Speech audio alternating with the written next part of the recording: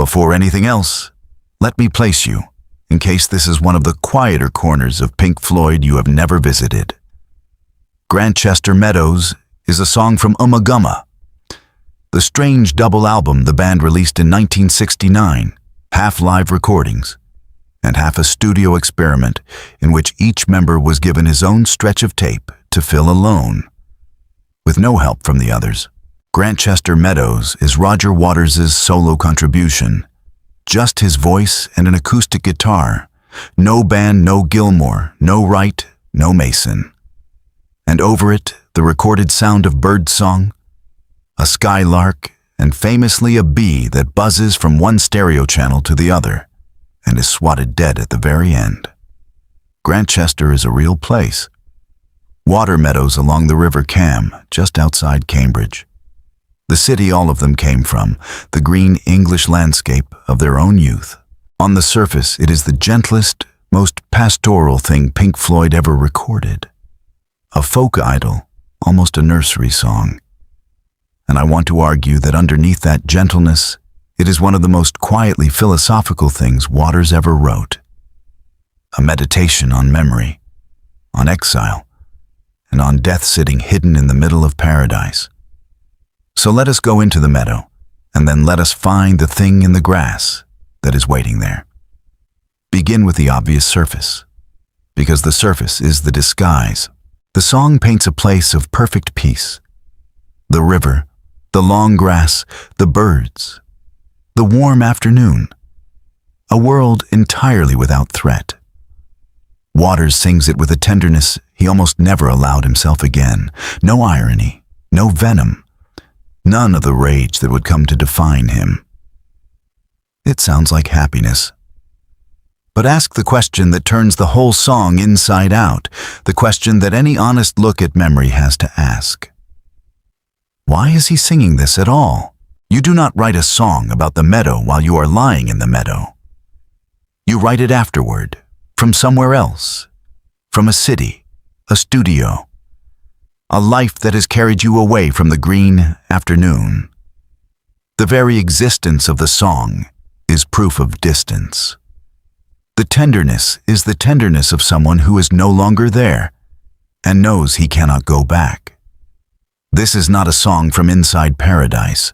It is a song about paradise, sung from outside the gates. And that difference is everything.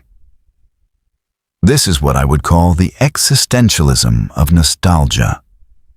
And it is more philosophically serious than the word nostalgia usually suggests. There is a kind of longing that is not for a place, but for a self. The self that could once stand in that meadow without knowing it would ever have to leave. The German romantics had a word that hangs over this, Sehnsucht. A longing for something that may never have fully existed in the first place. A yearning whose true object is not the lost thing, but the lost capacity to possess it innocently.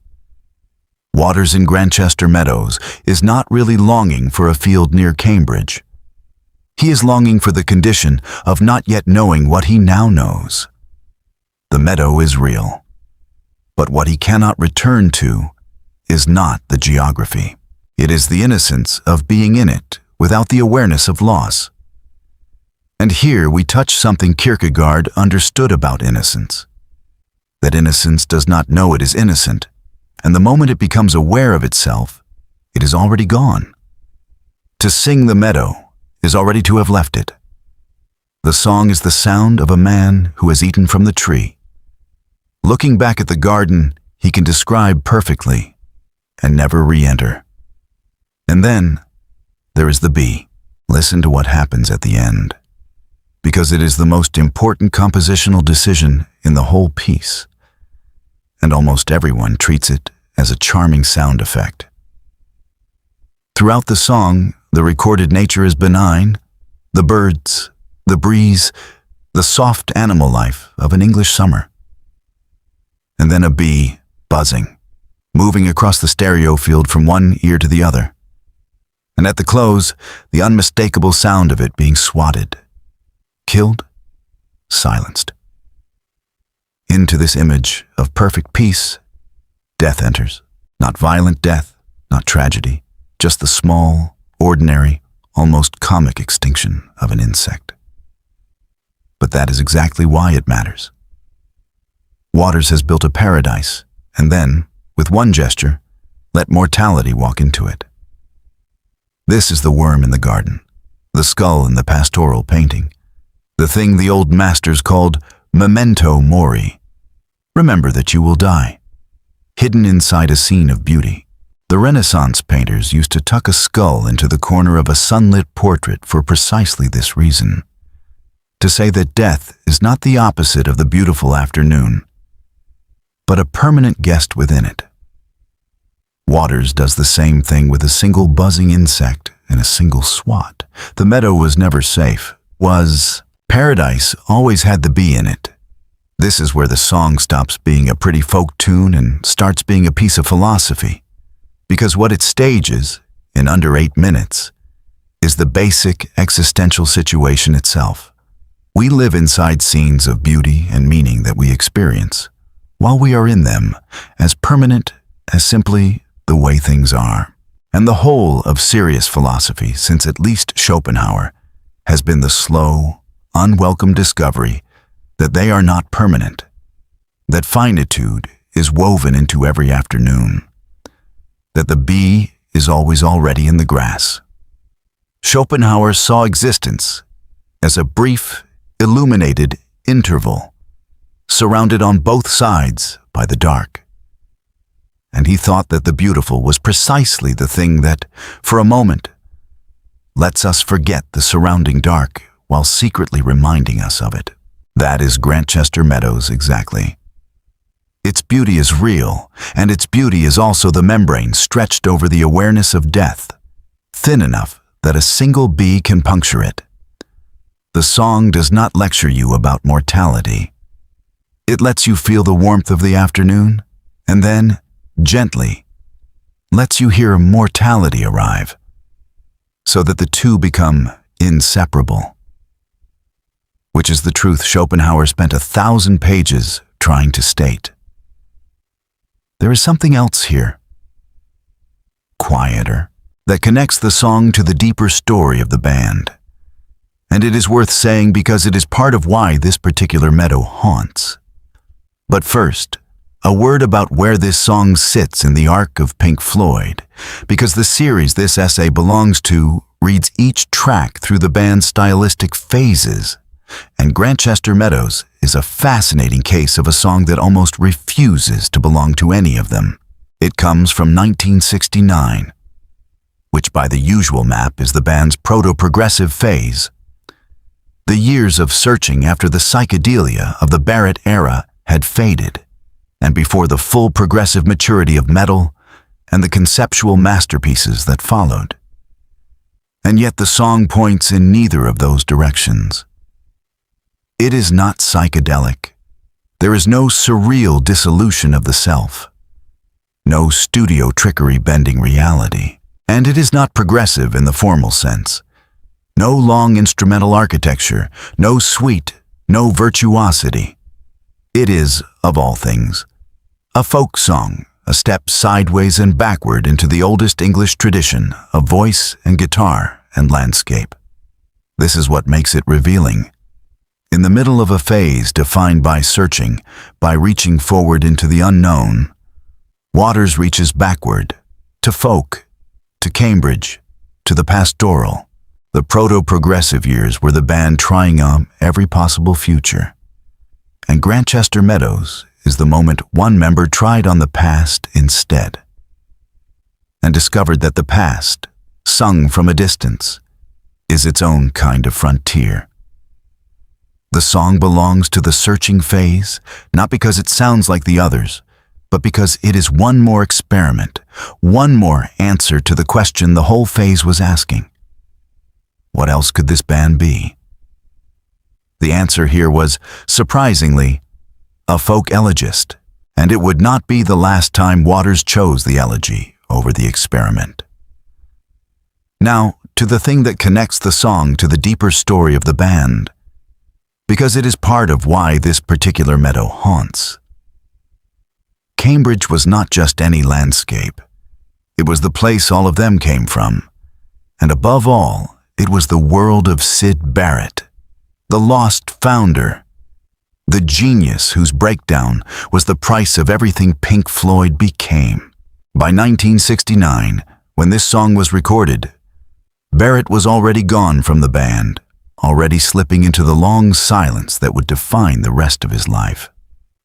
And so a song about the green fields of Cambridge, sung in 1969, cannot help carrying the ghost of the man who walked those fields and could not be saved. The meadow is paradise, and paradise is also where the loss began.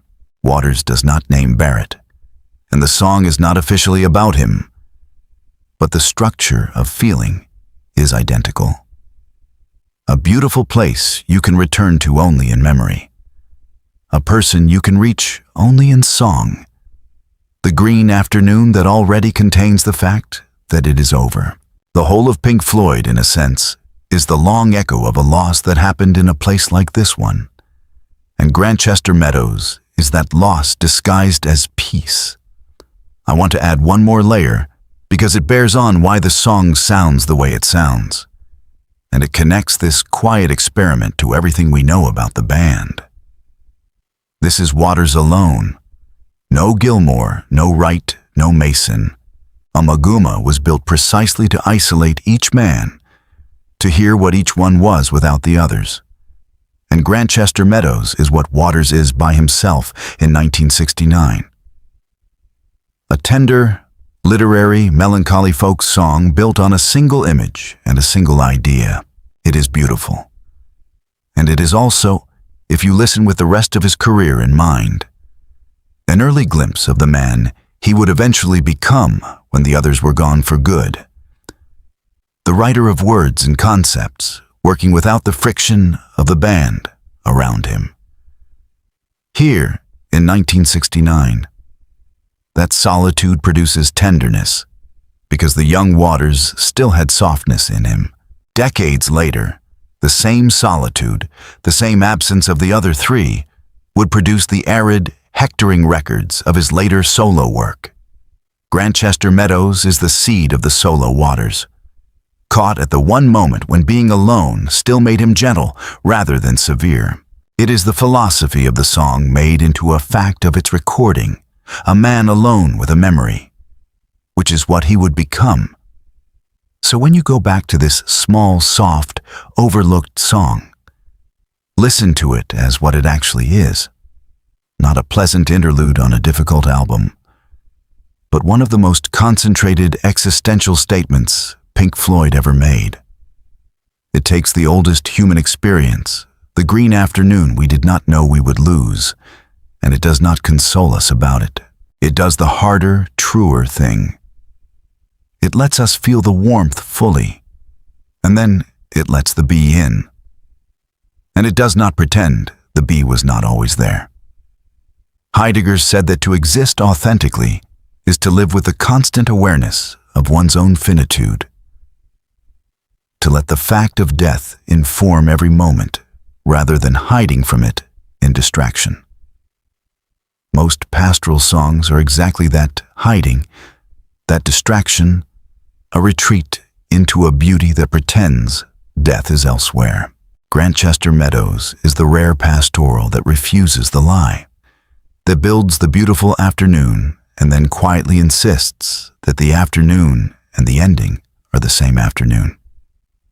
And so I leave you in the meadow, with the river and the birds and the warm grass, and one question, which is really the question the bee asks as it dies. If every paradise we have ever known already contained the thing that ends it, were we wrong to call it paradise? Or is the bee in the grass precisely what made the afternoon worth singing about at all?